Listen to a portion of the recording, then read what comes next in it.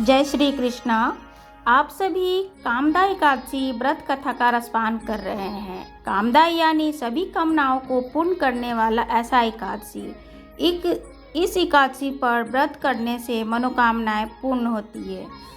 इसी तरीके से आगे आने वाली सभी कथाओं को सुनने के लिए नोटिफिकेशन ऑल पर सेट कर ले, जिससे कि आने वाली कथा आप तक तुरंत पहुँचे। कथा सुनते हैं।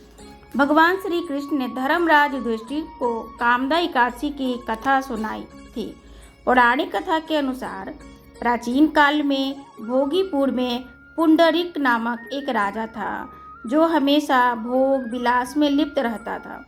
उस राज्य में ललित और ललिता नाम के स्त्री और पुरुष रहा करते थे, जिन्होंने अथाह प्रेम था। एक दिन राजा की सभा में ललित गीत गा रहा था, तभी उसका ध्यान ललिता पर चला गया, जिस कारण उसका स्वर बिगड़ गया। गान भी खराब हो गए। यह देख राजा क्रोधित हो गए और उन्होंने ललित को राक्षस बनने का श्राप दे दिया।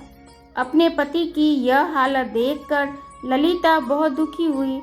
उसने अपने पति को ठीक करने के लिए कई लोगों से सहायता मांगी। तब ऋषि ने बताया उपाय।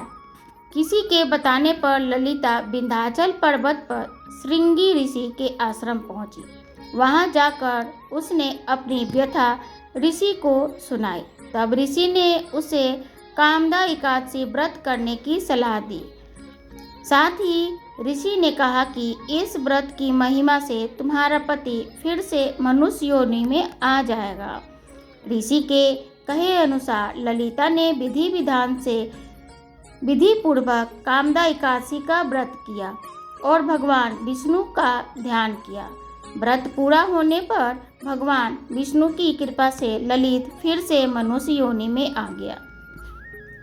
इस प्रकार दोनों अपने ही जीवन के कष्टों से मुक्ति मिल गई। इसके बाद वह दोनों लगातार कामदा एकादशी का व्रत करने लगे। इससे अंत में दोनों को मोक्ष की प्राप्ति हुई। कथा सुनने और सुनाने से भी व्रत का फल प्राप्त होता है। जय श्री कृष्णा।